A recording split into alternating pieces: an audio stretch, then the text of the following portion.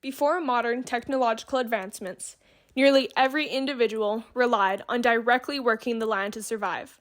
The land was tilled to prepare for crops, shaped to change the flow of water, cleared to create pastureland, and ultimately respected, for it was the source of all food, of all water, of all life. As times have changed, as food and water have become more readily available and convenient to access, each and every one of us no longer rely on the land directly to survive. We rely on farmers, on ranchers, and on those who work the land. It all begins with stewardship of the land, and the stewardship of the land is perpetuated through those who work it. I knew it's what I wanted to do from when I was a kid. I mean, I'm talking like second, third grade, but I didn't know how I was going to get there because I was on Oahu. And I had no connections to anybody in the ranching industry. Started helping out at Kapapala Ranch in Kau. And I was going to college at the time. Realized I was learning more from this guy that I was helping on the weekends than I was learning from these professors. That everything they taught came out of a textbook that was printed in Nebraska and had absolutely nothing to do with production schemes in Hawaii. And basically I dropped out of college at that time and went to work for room and board. And after about 6 months, he hired me on full time. He did push me to go back to school and take a few classes, and he told me don't bother with the production classes, the animal production classes, because that knowledge I already had and was picking up, but go and take the economics and that type of work. And so I did, and before, I guess would have been the last semester of my junior year, I got a call, an offer to go work for somebody on Kauai. And so I had never finished school, I just went off to work from there. Don't regret not graduating, it didn't hinder me. Every time I told them that, here's my resume and I'd never graduated from college, and it didn't bother any of them when it came to that. And so while I say, education is important, it's what you learn after that makes more of a difference, I think. I don't come from a ranching background at all. I grew up on Oahu as well in Kaneohe. My dad was a marine biologist, and we always spent time outdoors. Grew up on the ocean, grew up in the mountains hiking. Our family would go hiking, and then later as kids we'd go hiking. But I always had a love for the outdoors and a love for the land, a love for the ocean. In college, I actually wanted to go into environmental education. But when my senior year in college, I went to UH Manoa, a friend called me and said, hey, there's this job in forestry. He worked for Division of Forestry and Wildlife, and I knew nothing about that. And I'm like, so what is the job? And he said, well, you get to go camp. You fly out in helicopter, you get dropped off, and you go do work.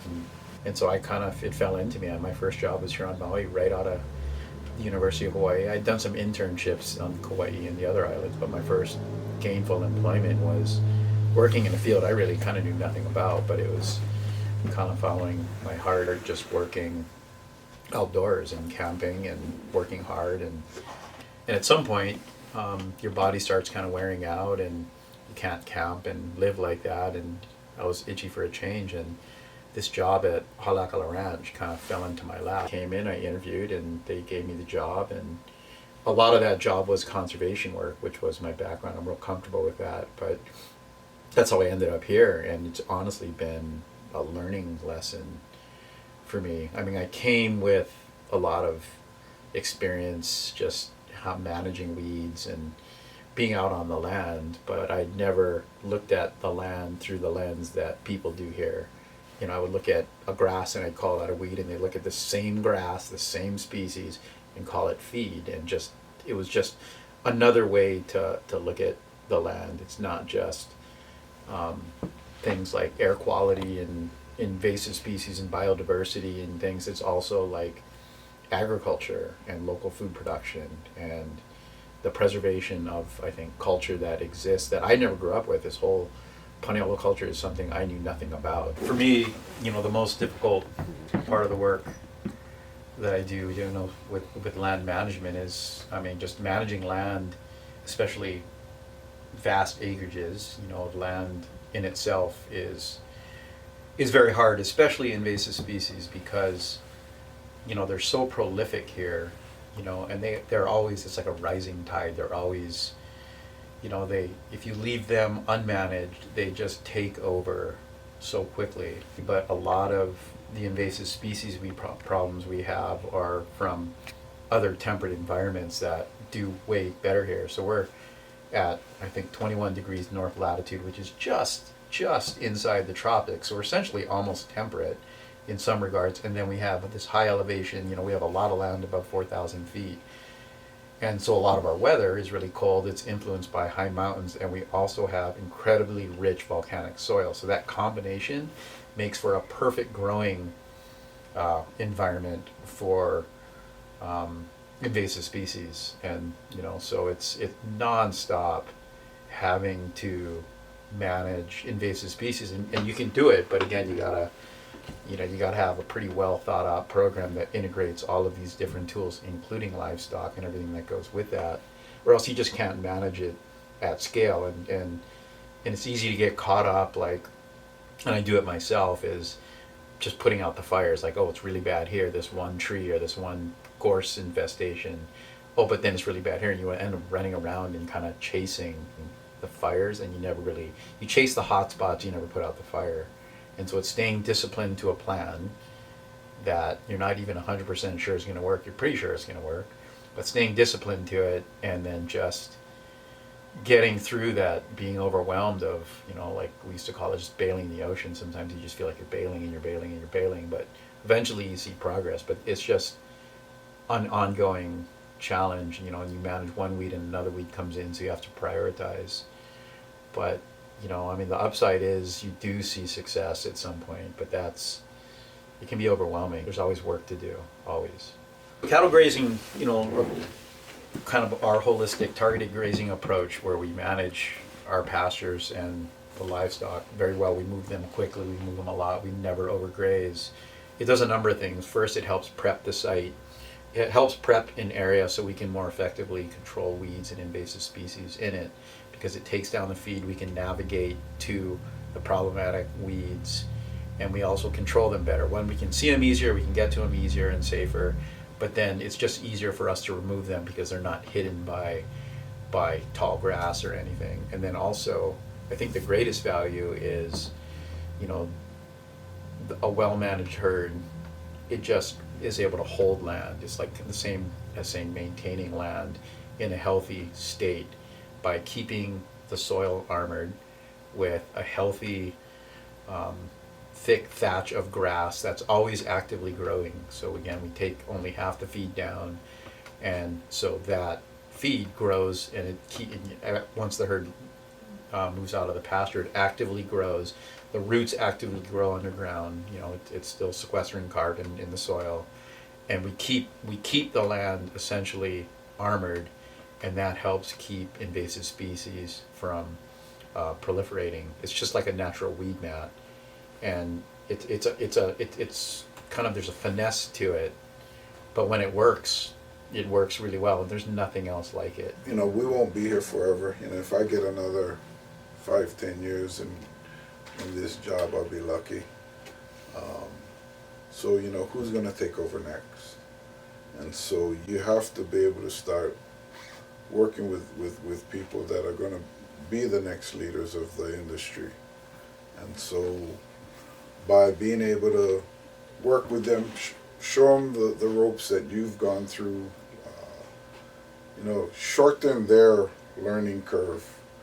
What took you 40 years to learn, if they can pick that up in 4 or 5 years, they're way ahead. Show them your mistakes so they don't make the same ones over and lose time. Point them in the right direction where, what's the ideologies that are going to make them a better producer, a better stockman, a better range manager, because those are the things that are tied together. And then, you've got to have respect from the people you work with and for the people that you work with, because you know it's a team and it takes everybody on this ranch to make the job run.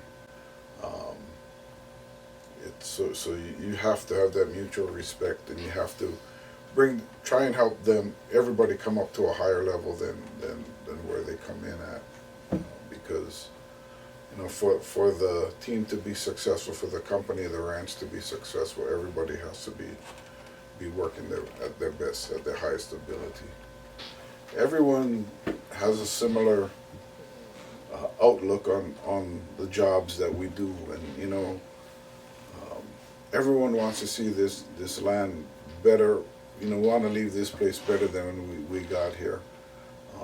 And like I say, I'm not sure if it's the type of people that are drawn to this type of job, or whether it's the job that starts to mold people into being the type of people that they have become. But everybody here has that want to steward the land and to make it a better place than when we showed up. And the constant work that they put into it, the constant learning is key to be able to do that. It's really important to pass down that knowledge, just like the knowledge from the people before us have passed it down to us, you know, and we're so blessed to like have inherited a place, a privilege to be able to work on land as beautiful as we do. You know, I mean, things, it's not a snapshot, you know, like life really isn't, and it's a continuum, and for the lands to be taken care of, and for us to all have open space, and for us to have a sense of place, you know, we need to continually learn that. We need it to be passed to us. We need to learn it ourselves, and we have to pass it on. It's a kind of a responsibility. And the importance of it is just key to us keeping this going. By no means is this a job to a lot of the people that work here. I mean, this is kind of their lives, and you talk about, you know, they talk about their weekends and they're still checking fences, or they're smoking meat, or they're going hunting, or they're riding on the ranch. This is where they live.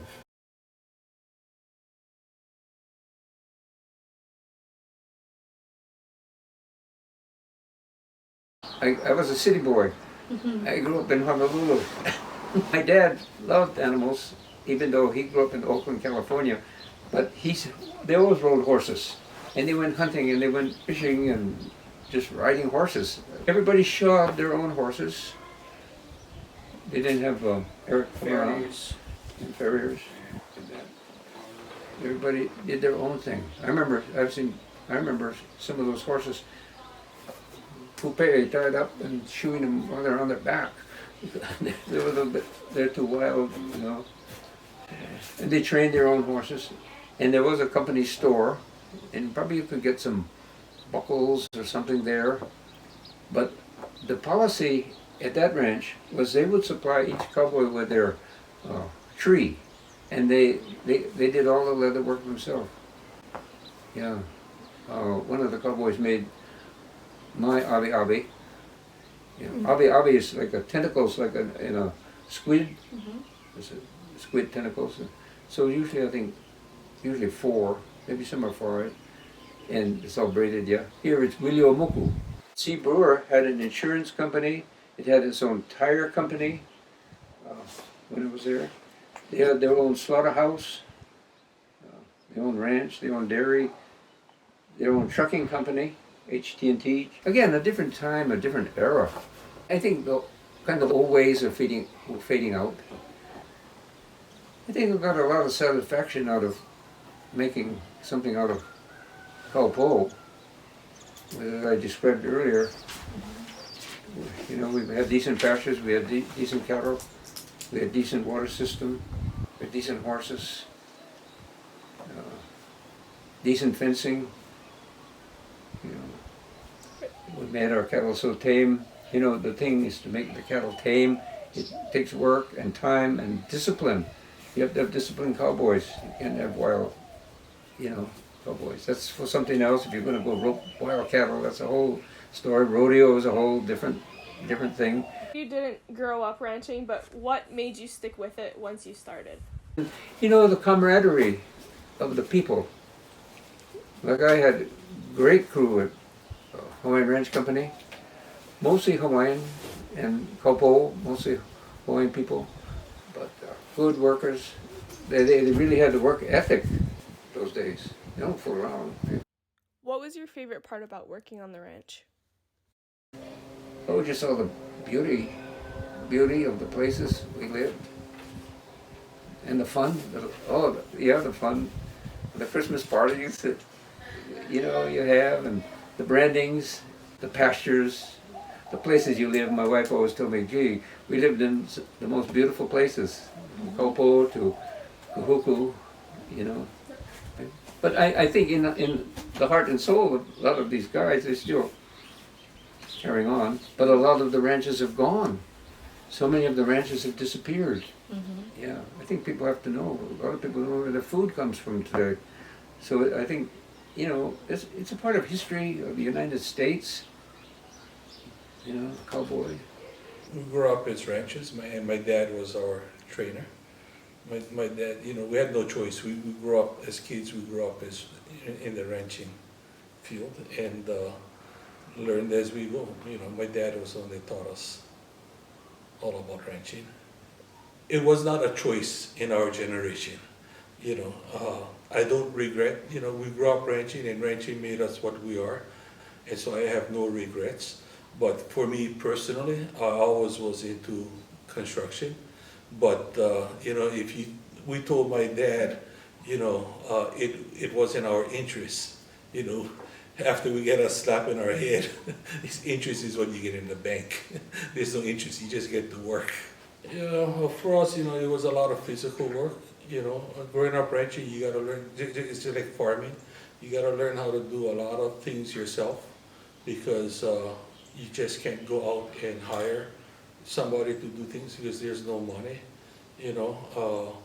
Nowadays ranching seems to be a more diversified kind of thing where they introduce a lot of tourism or have some tourism activities to subsidize the cost.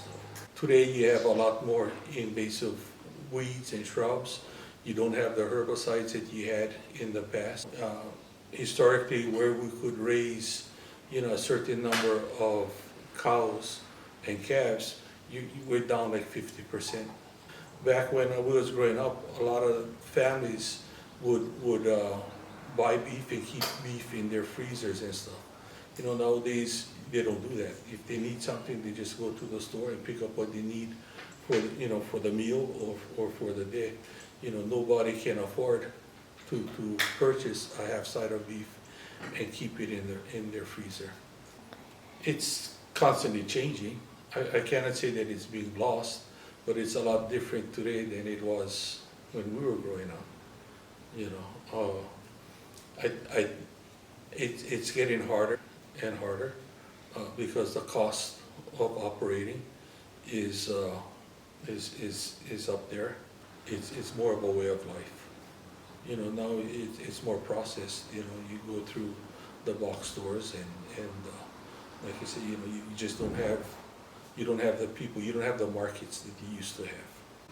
Most of all the old local stores, they used to deliver beef. You had to carry carcasses, quarter beefs into all of the stores. We used to supply Azekas, Afuks, Ooka, Honolulu store, a lot of those stores. We actually had a butcher shop that my mom and dad ran on the weekends, and then later on in life I would go and help them out right in Front Street, Lahaina. Back when Front Street was mostly local stores. They had one jewelry store out there, so all those stores are gone.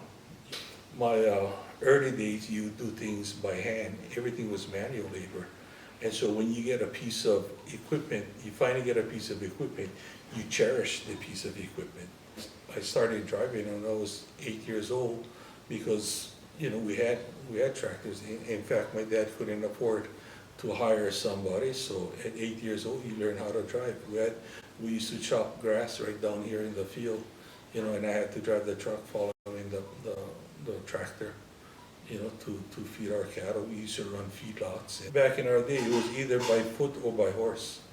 You got gulches and stuff that the horses can't get into, Well, guess who got to run in the gulches and bring the cattle out to till, out of the gulches until they could get it, into the corrals and stuff like that. We were born ranchers and die raising cattle. I have absolutely no regrets. It made me the person I am today. You feel a sense of pride. You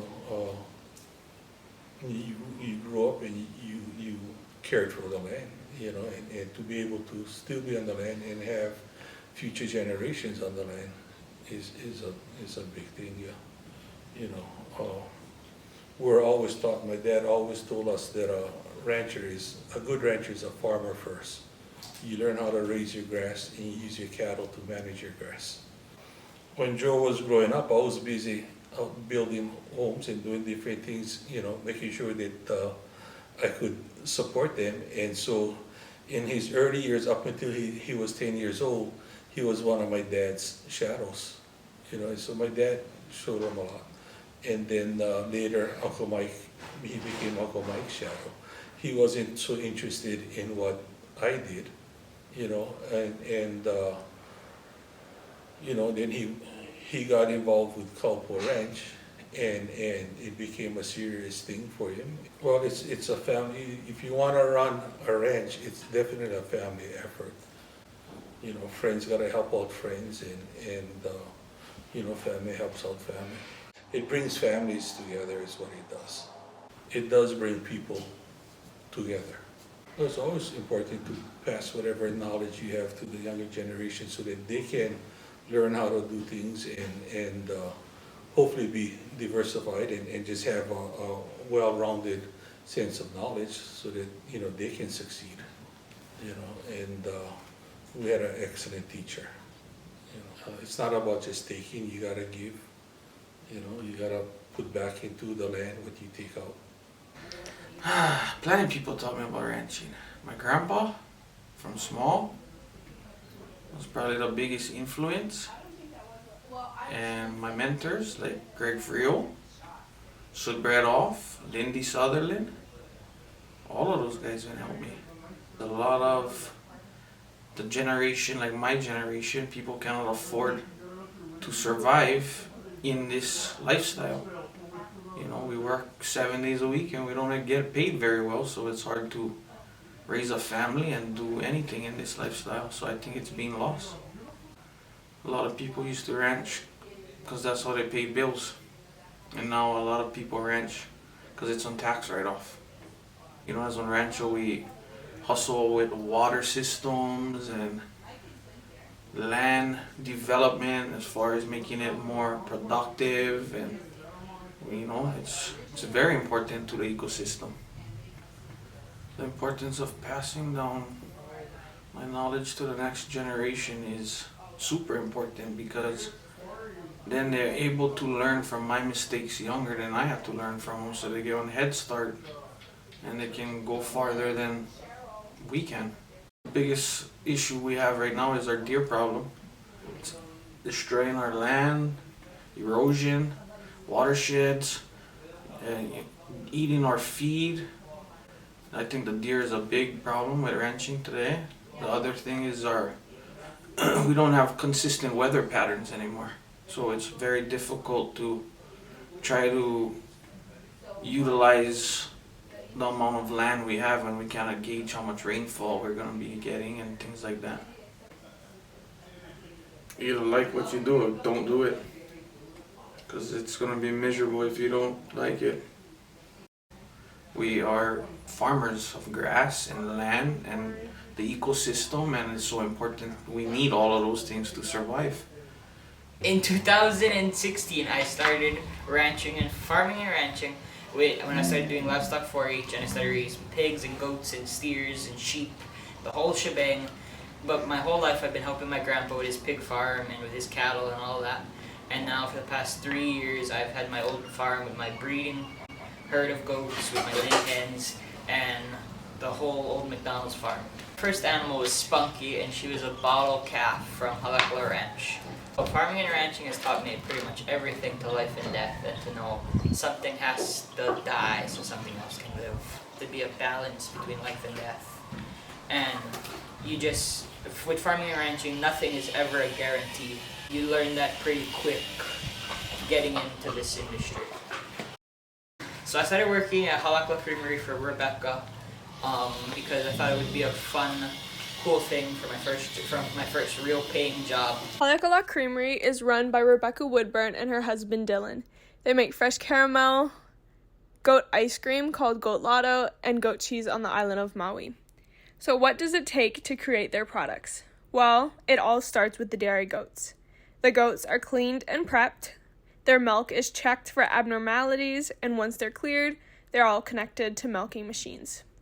The goats are milked, their milk is weighed out, and then the milk is poured through a filter into a cooling holding tank. All of the milk is pasteurized and is then created into caramel, ice cream, or cheese. Orders are taken, the goods are packed, and the product is shipped off to many local vendors. So my favorite thing to do on the ranch is, I love all parts of it no matter what. I like hanging out with all of my uncles on the ranch and working the cows and horses or whatever. But I like cattle work because it's the time where everybody gets together and it's a good excursion for the day. So the biggest thing I learned from Uncle Soot Bredhoff is the things you can learn from the past. You never are too old or too knowledgeable, or you're never gonna run out of information to learn or things to see or places to go to.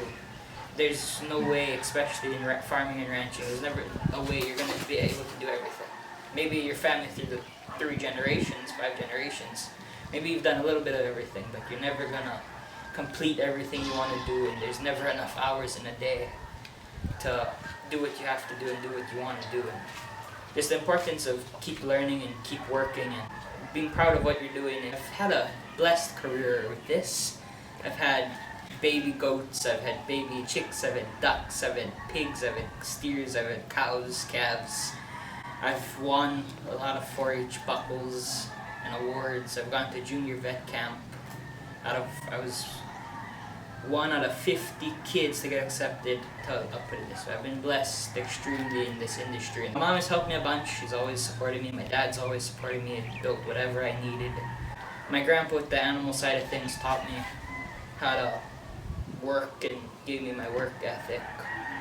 And then I've had a bunch of uncles and aunties and cousins come and teach me something and just help me along the way.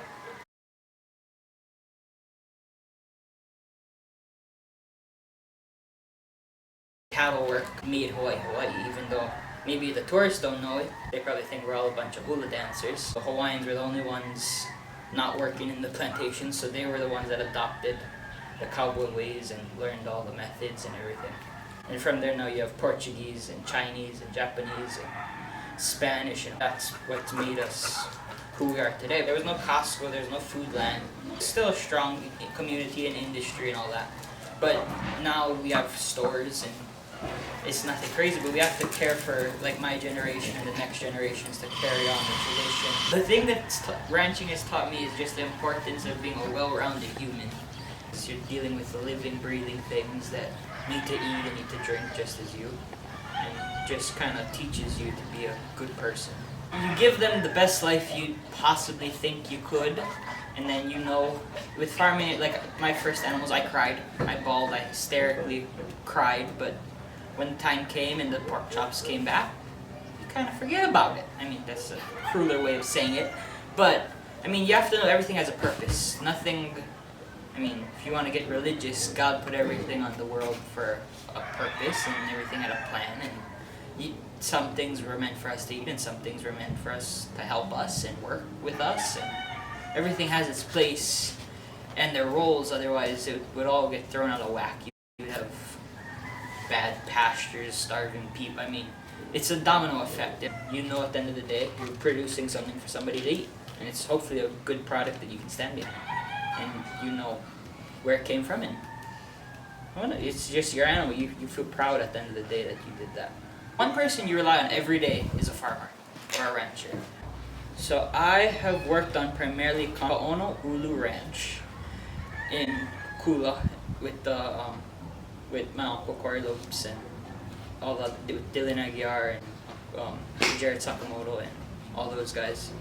And I've worked on Kaupo Ranch with Uncle Joe a little bit. And the thing that I've learned the most is in ranching in general, slower is faster. You never, whether it's pastures or cows or goat or literally anything, trying to rush something isn't going to make it go faster. It might take longer because something might break along the way or animals might get out or something. It's a race, but it's a marathon. It's not a short sprint in this industry. It takes years to develop what you want. And I've loved it from when I was 2 years old, but it's grown and it's developed, and I mean, I love what I do, and I love the people that are around it when I do what I do, and it's a community thing. It's never a lone fight with this. You always have people who help you, and you go help people, and you kind of just build upon your skills and your knowledge and your connections, and I love it. You have to love it to do it. It's a give and take. You help somebody, they'll help you. It pays off in the end to be a good person and help and take time and hang out with people and make connections. And the more especially here in Hawaii, you have to have connections to be able to do agriculture and farming, ranching, and hunting too. You have to have connections. You have to know good people, and you have to be a good person. You have to you have to represent yourself well. 10 years away from now, I hope I'm graduating vet school, so I can be done with that. And then you'll have a farm to come back to, hopefully. To little Logan, well, you got a farm. Your wooden animals is real animals now. Your little fantasies is actually true now. Those plastic slop cans is real slop cans, and you got goats and everything. And you got people who help you along the way. Culture is an ever-changing, ever-growing thing. To preserve our history and our traditions, we must never forget where we come from. We must respect the past, and we must remember.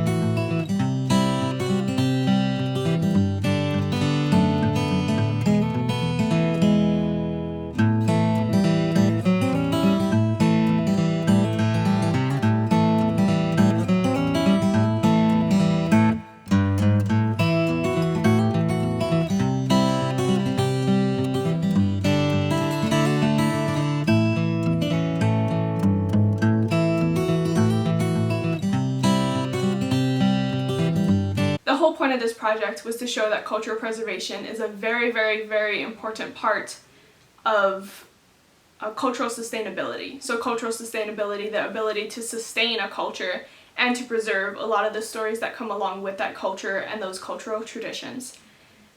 And I feel like something that's very special about this and about the people I was lucky enough to interview was that everyone was tied together. There's not a single person in this video that isn't tied to somebody else. So my Uncle Joe Santos grew up with Greg Friel and Soot Bredhoff as two of his mentors. My cousin Logan Lung grew up with Soot Bredhoff as one of his mentors. Most of us are related, and we're all tied to a lot of these places that I was lucky enough to film. I'm sure when a lot of people hear the word cowboy or think of the iconic cowboy, they think of the West. Well, the American West. Westward expansion, the new frontier, moving up in huge cattle drives through the mainland. They probably also think of Clint Eastwood and Tom Selleck and Sam Elliott. But growing up, when I heard the word cowboy, I always thought of my Uncle Joe. And I feel like that was a big reason of why I chose to do this project and to focus my cultural sustainability project specifically on ranching and farming and kind of just the cultivation of the land in general. This project is a tribute to the people that I've grown up surrounded by, the culture I've grown up immersed in, and the land that I've been lucky enough to grow up on. I've been blessed in so many ways in my life, but I feel like I've been blessed the most in who I'm lucky enough to call family and where I'm lucky enough to call home. Both sides of my family are largely connected to the Paniolo culture and to the ranching culture. My father's father, Philip Kit Spalding, worked on Ka'ona'ulu Ranch for the majority of his life, and I remember that being a big part of who he was. On the opposite side, on my mother's side of the family, the Portuguese side, a lot of them were cowboys. Harold Amaral and Henry Silva. And beyond that, my Uncle Jordan, Uncle Joe, and Logan being my first cousin. I always saw the passion that he had for farming and ranching, and I recognized that my passion wasn't so much for ranching itself, but it was for storytelling and for the preservation of these stories. As I've grown up, I've seen a lot of the old timers and a lot of the older generation pass away or slowly start to forget as they age. A lot of these stories that are kind of an integral part of my familial history, but beyond that, an integral part of the history of Hawaii and a history that needs to be memorialized and immortalized in some way. Thank you for giving me your time, for giving these stories your attention, and for hopefully internalizing a lot of these very, very, very important stories. So that the next time you hear the word Paniolo, you don't think of a style of pizza or cheeseburger, and you think of the people that's made this land and this culture and these islands what they are today. Thank you very much.